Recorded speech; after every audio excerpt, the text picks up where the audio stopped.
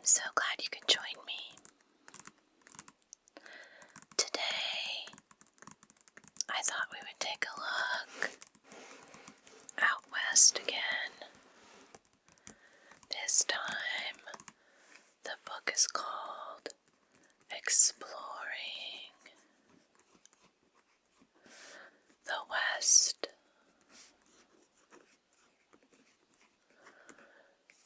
By Herman J. Viola.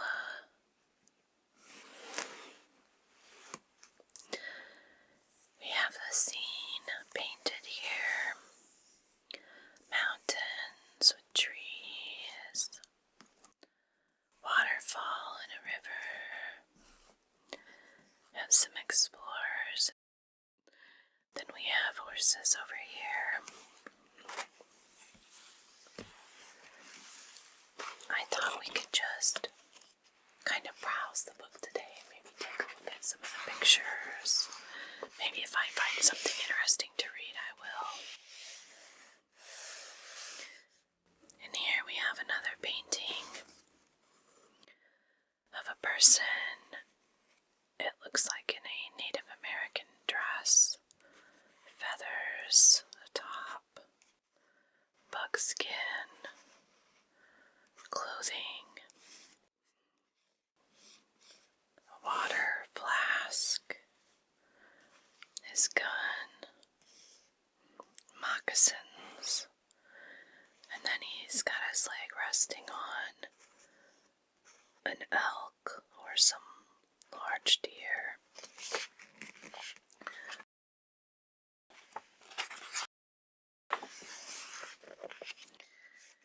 And here we have a photograph. The sky, a little bit of the moon here, the mountains, peaks. We have trees.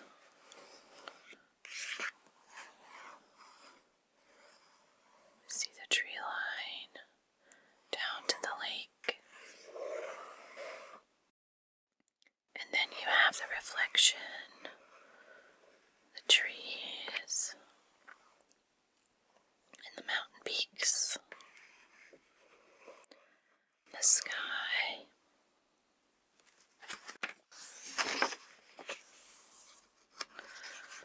Here we have, I believe, two elk battling, their horns interlocked,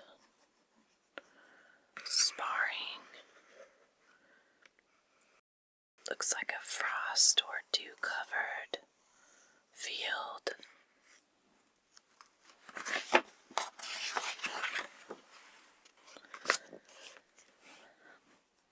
Smithsonian Books, Washington, D.C. Here we have another painting.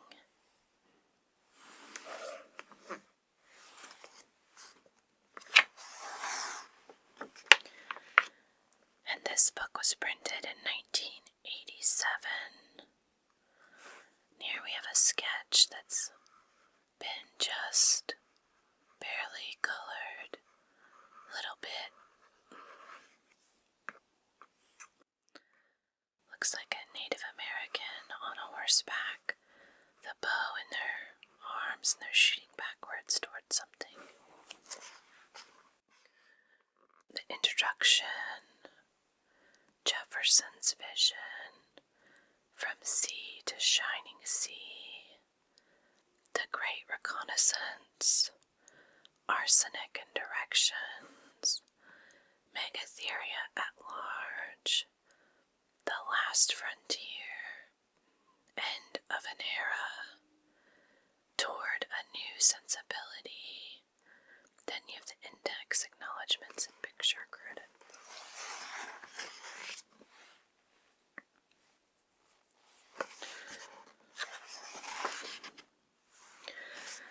So here we have 1, 2, 3,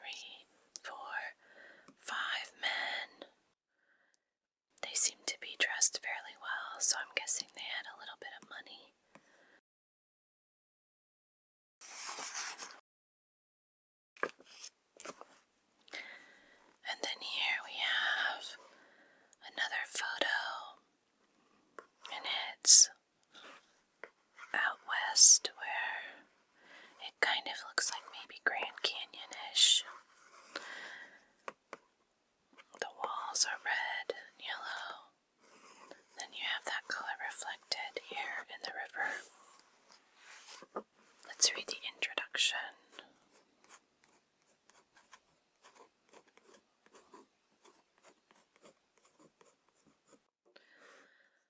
America was born with an exploring spirit. Indeed, the United States came into being during a distinctly new age of worldwide scientific exploration and discovery. Only exploration of the geography of the vast North American continent and contact with its many different ecological systems and multitudes of native peoples could lay a foundation for truly characterizing America and its peoples. In this process of North American continental exploration, the West assumed almost mythical proportions as a land of larger than life. Informed people knew it was vast, a country of endless plains, high mountains, deserts, and even rivers that led, some argued, to lost cities and long-hidden empires. These rivers, like the Mississippi, the Platte, the Columbia, the Colorado, and the Yukon, seemed to lead to the back of beyond, and the United States was weaned, if not born, out of this mystery, a mystery only the intrepid explorer could solve.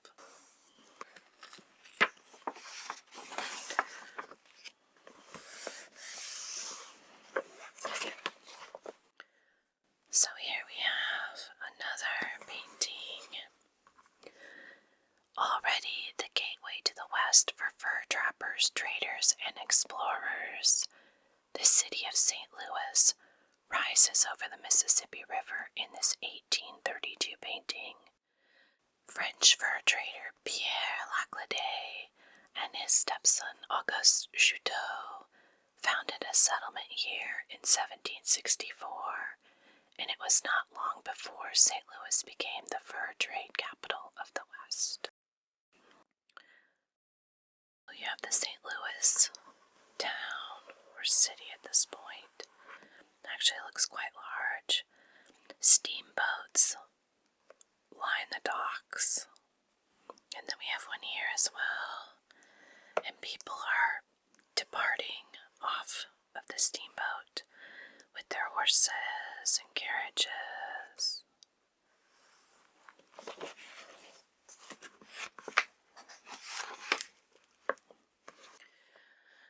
Here is an 1801 portrait of Thomas Jefferson at Virginia's Natural Bridge, right here.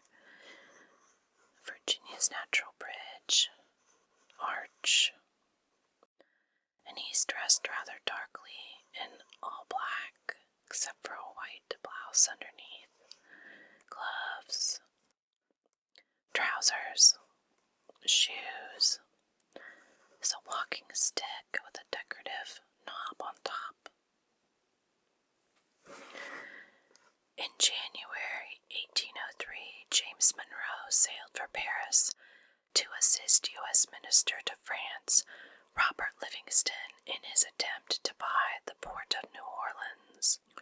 When Monroe arrived, Napoleon offered to sell all of Louisiana to the United States, left the seal and gold wash skippet from the Louisiana Purchase document. This must be the skippet. Have tassels attached. And over here is Harper's Ferry. The river running through off into the pink horizon.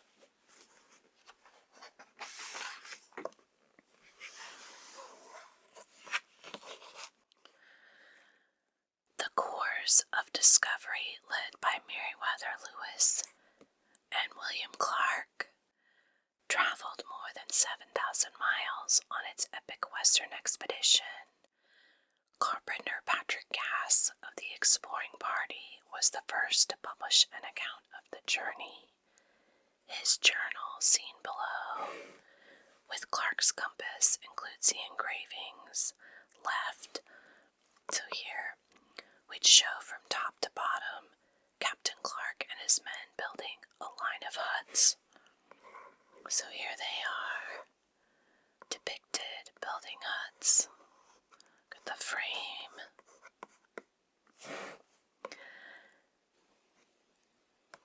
And then we have Captain Lewis shooting a Native American. Then a canoe striking a tree. And it looks like they're losing their horses in the water as well. They're apparently not doing well in the river. Then we have Captain Clark and his men shooting at bears.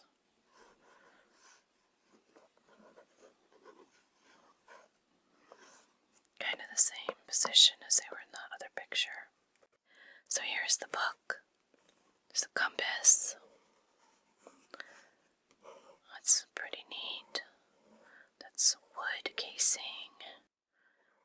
Compass in the middle. That's needle. And then the pack that they would carry the compass in.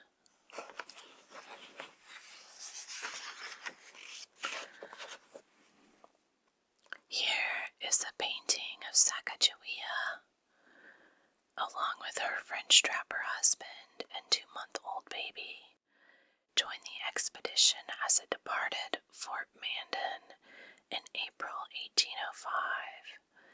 Just over 7 months later, the party reached the Pacific coast, and in a grove of giant evergreens about 4 miles from the ocean, built Fort Clatsop, today reconstructed as a national memorial. So here is Fort Clatsop in Astoria, Oregon.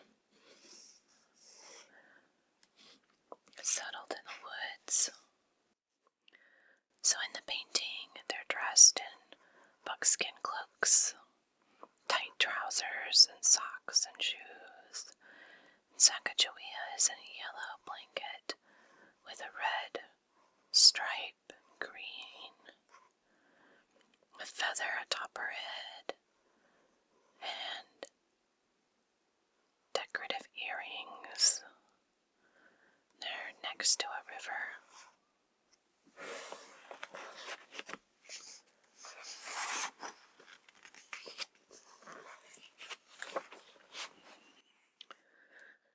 Lewis and Clark collected and brought back to the East numerous plant and animal specimens, Native American artifacts, and other objects, many of which had been lost to history. The Native American handicrafts shown here are from the Smithsonian and were collected by artist George Catlin, who devoted his life to studying and painting Native American culture.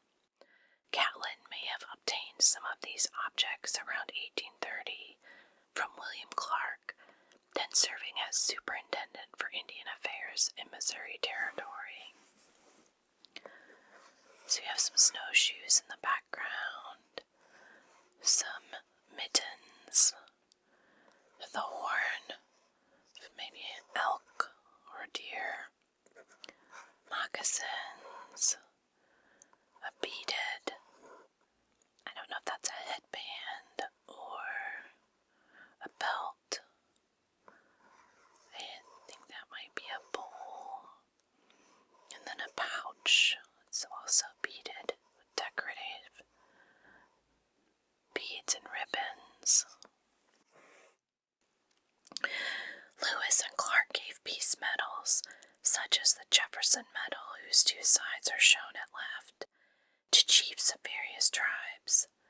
The Mandan buffalo robe above, with painted scenes of the Mandans and Minnetarees fighting the Sioux and the Arikara, was collected by Lewis and Clark and presented to President Jefferson. So here you have the coins, with Jefferson in profile on the front, and then on the back you have 2 hands shaking, and then an axe and a peace pipe. And then you have the buffalo hide, and you have the depictions on it of many warriors on horseback fighting one another.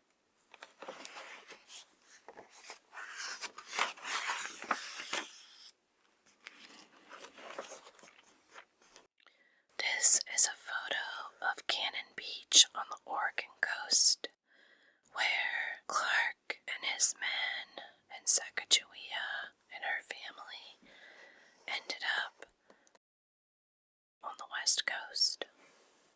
So it shows all of their different treks over the Rocky Mountains or near them.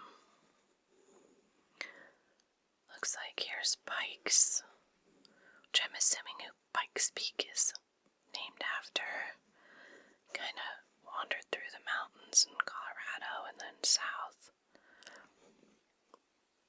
We have Long's Adventure, which goes up towards Pikes Peak and back down. So Smith wandered all on this side of the mountains and up along the coast, and then around up this direction and then down. And then we have Bonneville, went over the range, around, and then looks like Fort Nez Perce. And we have Walker here. And then, of course, Lewis and Clark's multiple trips.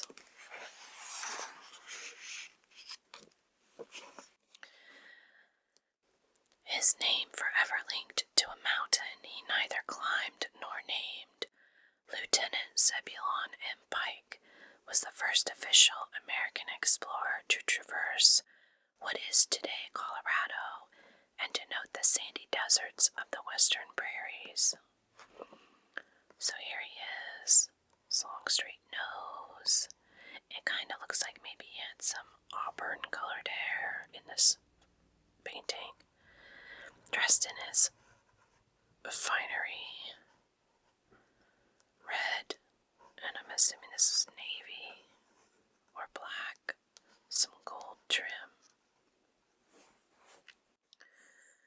Over here we have, on August 9th, 1805, Pike set out with 20 soldiers in a 70-foot keelboat to explore the headwaters of the Mississippi River.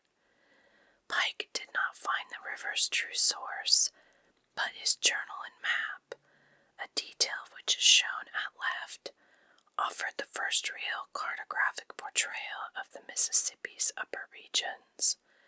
The following year, he led an expedition into the southwest and, after a bitter winter trek through the Sangre de Cristo Mountains, was arrested in Spanish territory by a Spanish patrol and taken to Santa Fe, which is what this painting is about here. So you have the very squared look of the Southwest adobe style buildings, and a lot of them dressed in oranges or reds. Different people on horseback here. Browns and black. And then you have some of the southwestern natives with their large hats to shield them from the sun, and their ponchos or coats.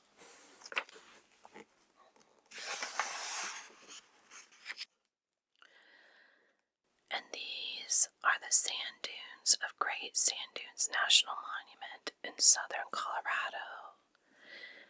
And Pike described them as looking like a sea in a storm,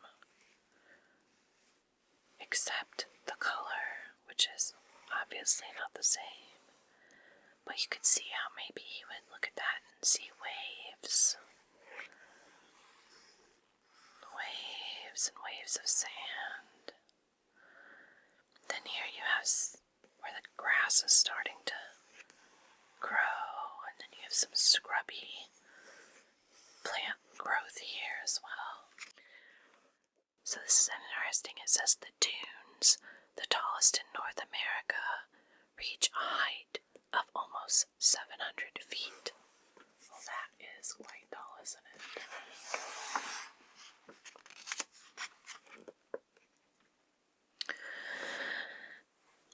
So here we have Major Stephen H. Long, who led the scientific contingent that accompanied the ill-fated Yellowstone expedition of 1819, whose steamboats were the first to ply the waters of the Missouri River,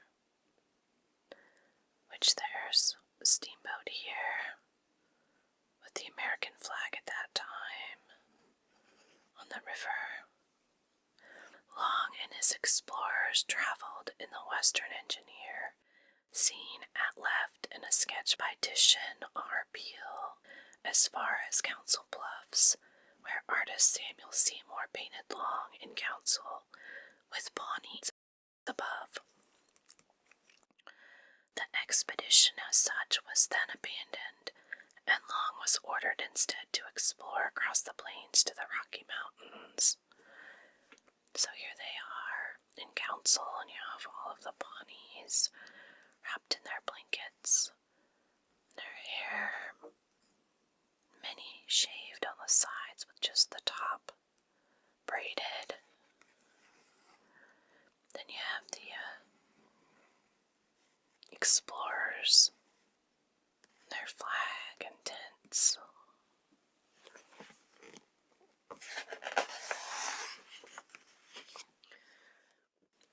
Son of portraitist and avid naturalist Charles Wilson Peale, 19-year-old Titian R. Peale served as assistant naturalist and painter on Long's expedition up the Missouri and to the west, and produced some of the first pictures of western fauna, including his bison bulls that are to the right and his pronghorn antelopes opposite.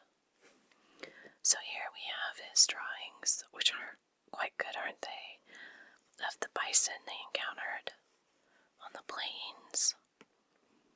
And some mostly cloudy sky overhead. Then you have the antelope over here. They're yellow tan, a little bit of white on the neck, ears, and then their horns.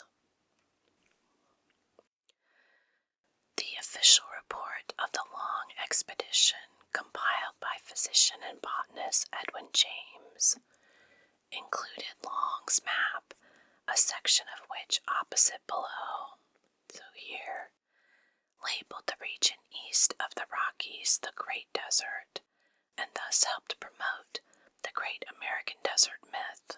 Samuel Seymour, the first artist to journey into the western interior, depicted the immense red sandstone outcroppings near the headwaters of the Platte River in his watercolor view near the base of the Rocky Mountains below.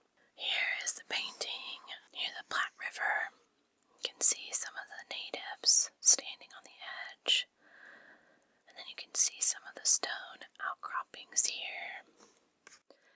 And then we have part of Long's map that he drew to document the rivers and the terrain.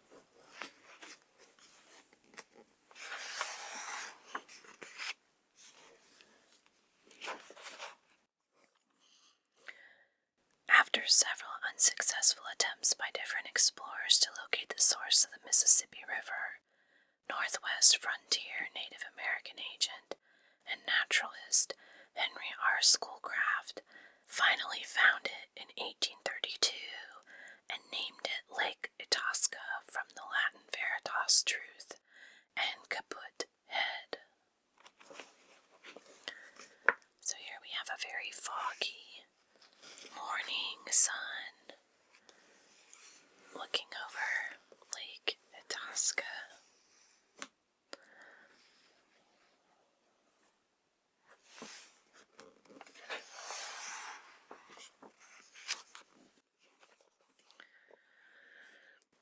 One of the last of the great rendezvous, legendary annual gatherings at which trappers, fur traders, and Native Americans met to carouse and exchange goods,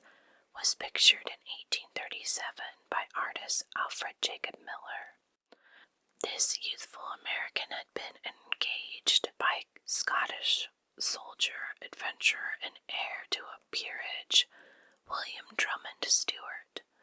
Miller pictured mountain man Jim Bridger at lower left in the steel cuirass and helmet that Stewart had brought him from his ancestral castle in Scotland. Although rendezvous continued until 1839, the Green River meeting of 1837 was regarded by participants as one of the wildest and best.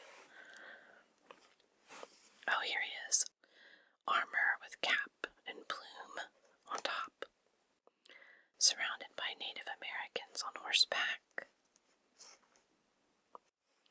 You can see more of the teepees out on the plains. It seems to show them going on for quite a while. People riding, sitting around campfires.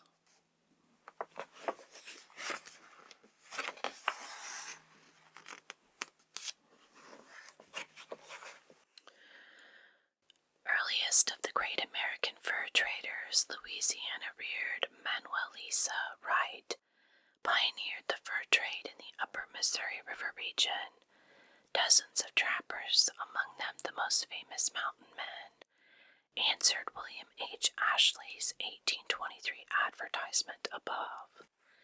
So the advertisement says, "For the Rocky Mountains, the subscribers wish to engage 100 men to ascend the Missouri to the Rocky Mountains, there to be employed as hunters. As a compensation to each man fit for such business, $200 per annum will be given for his services as aforesaid. For particulars, apply to J.V. Garnier or W. Ashley at St. Louis. The expedition will set out from this place on or before the first day of March next. Signed, Ashley and Henry, January 18th, 40 TF." So here is Manuel, and he's got his short hair styled close to his head. He's got his white collar and blouse and cravat and his black coat. It reminds me of others that are very typical of that time period. At the 1837 rendezvous, Alfred Jacob Miller depicted Captain Joseph Walker and his Indian wife in a bourgeois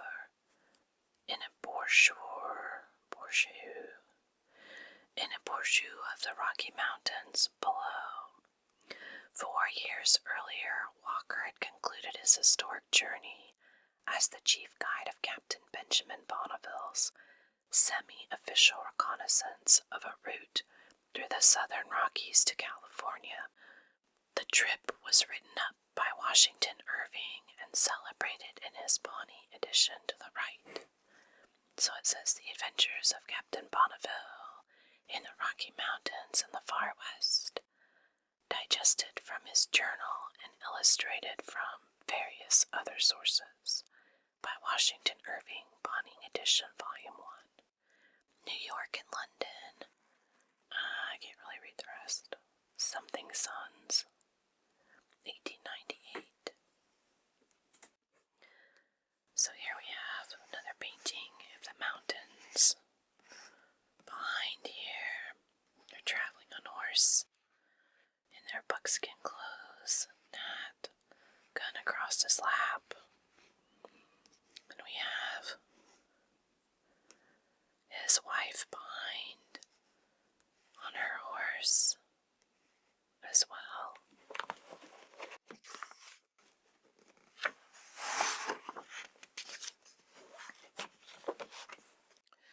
The life of the fur trapper was often lonely, usually dangerous, and always hard. In Trapper's Tree by John Clymer, to the left, Two trappers find scant shelter in a lean-to from a Rocky Mountain winter. Far-seeing eyes distinguish four great mountain men below, left to right: Jim Bridger, Jim Baker, Jim Beckworth, and Kit Carson. Man, Kit's the odd man out. All the rest are Jims. Alfred Jacob Miller captured the romantic essence of the wild, free life of the mountain men in Breakfast at Sunrise, 1858, to the right. So here are the trappers, and it's actually quite a beautiful painting. Have the background trees and the edge of a river or lake, and it's covered mostly with snow and ice, but you can see a little bit of open area. And then they've made this lean-to shelter.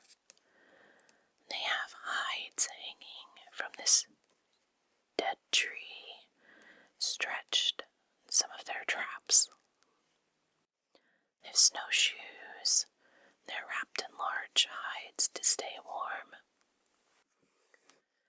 And then we have the group here around it looks like they have, I don't know if that's a small, I think they're just a platter where they're sitting eating. And then you have the fire over here roasting their food.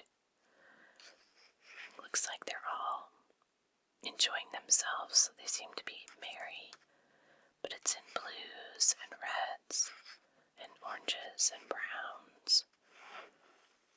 The sky in the background are gray.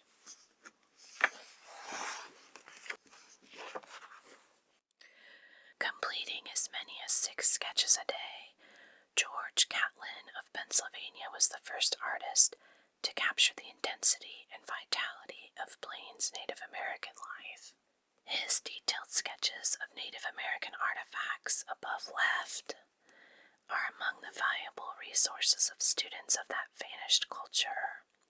In a rare self-portrait, Catlin pictured himself at his craft among fascinated Mandans above. An oil left depicts the area around the Big Bend of the Missouri near the mouth of the Platte, a stretch of the river Catlin traversed on the steamer Yellowstone in 1832. So here are things that were used by the Native Americans. You have their boats, and these look like nets maybe in baskets. The decorative, it says the war canoe and the Chinook canoe. And then there are snowshoes, I'm assuming. And here, this is actually kind of comical looking to me. So you have the artist showing how he was painting maybe one of their chiefs or someone quite important in the group. Full feathered headdress and tunic. And then all of the other tribes, people were just gathered around watching as he's making the portrait. Makes you wonder, were they really like that, or is he just being a little bit, less than humble? Their teepees are decorated with murals on the outside. And then this painting of the river. You can see the bluffs of the land, and then the plateau on top of the green, and maybe buffalo off in the distance. You have a couple of canoes. Actually, you have about 4 canoes going down the river. And here you have someone standing, a little outcropping, watching over the river.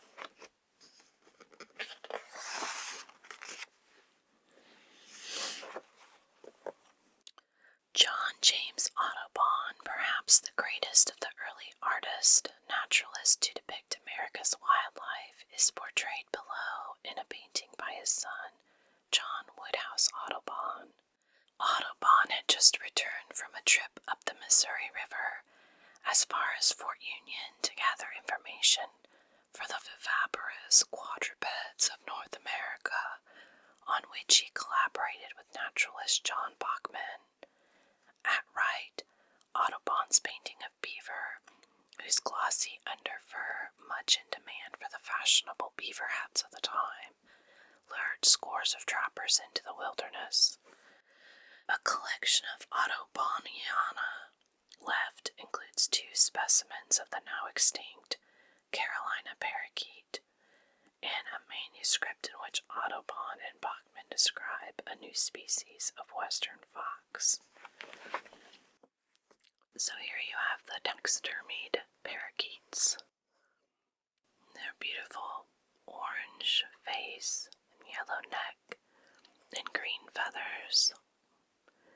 And then you have several other birds. It kind of looks like a tern, this one. And this one looks like a hawk. And then you have a bow and horn, a pistol, some writings, and then some of his beautiful drawings, the birds. And then here's the beavers. I will not lie, the first time I actually saw a beaver out in the wild and saw those orange teeth, I was like, what? Because it seems like there aren't a lot of depictions of them that show their orange teeth, but this one does. And here's Audubon himself. Kind of looking all Kurt Russell with the wild silvery hair and large beard. And then a green coat with gold buttons and fur-trimmed collar and coat and his sleeve ends.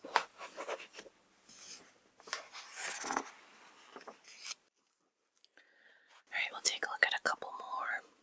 Trained as an engraver in his native Switzerland, Karl Bodmer accompanied German naturalist Prince Maximilian of Wied-Neuwied to America and then, starting in April 1833, journeyed with him more than 2,000 miles up the Missouri to the American Fur Company's remote trading post in Blackfoot Native American country near the river's headwaters. Bodmer worked industriously during the winter of 1833 to 34, producing magnificent paintings of the Missouri frontier and the Native Americans who lived there, his portraits of Mandan, Native American life, such as view of the Mandan village, Metuta Hankush, opposite, depicted that culture only a few years before it was decimated by a smallpox epidemic. Periska Rupa, or 2 ravens, hit at some man left, bears striking testimony to Bodmer's masterful skill in portraying ethnological detail. So here you have them moving up the Missouri, and I'm assuming it's frozen across at this point. Looks like they're trailing across over to the fort to do their trading. And here they are, and it's a good portrayal of them just looking bleak and tired, and the colors are rather muted. A little bit of a red here, but everything else is in grays and browns and black. And even the sky looks tired. And then here you have feathers, elaborate headdress on the Native American called 2 ravens. He has face paint on around framing his face and then across his nose. Then he has a collar of red. He has beads and feathers hanging down. And then he has a wrap along his waist. He has a bow in his hand with some arrows as well. And then he has, it looks like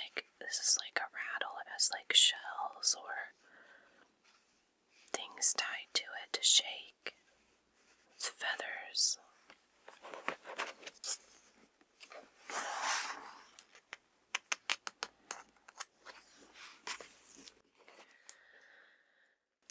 In an 1822 self-portrait opposite Charles Wilson Peale lifts the curtain on his Philadelphia museum, the first of its kind in the United States. His wide-ranging collections featured artifacts and natural history specimens from Lewis and Clark's and other expeditions to the American West, including 2 grizzly bears above, which were taken as cubs by Lieutenant Zebulon M. Pike and presented originally to President Thomas Jefferson. Among those naturalists who were inspired to head west, in part by the Peale Museum and its displays, was botanist Thomas Nuttall, who collected the flowering dogwood to the right on a trip to Oregon in 1834. There's the drawing of the dogwood flower.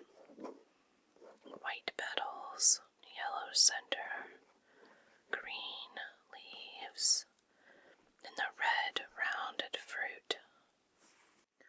Then here you have a painting of the Missouri bear. 2 of them. I'm assuming these are supposed to be the cubs. And then here's Peale, being the showman, pulling up the curtain so that you can see his fantastic museum behind. Looks like it's filled with birds on this end. And then this looks like a turkey here. And you also have, this actually looks like maybe dinosaur bones over here. Interesting. And then more here with teeth. And then a palette, an artist's palette here. Paints on it, and the brushes sticking out the side. It's actually an interesting painting. Well, I think that's enough for today. We went exploring out west. Hope you enjoyed that little look at some art.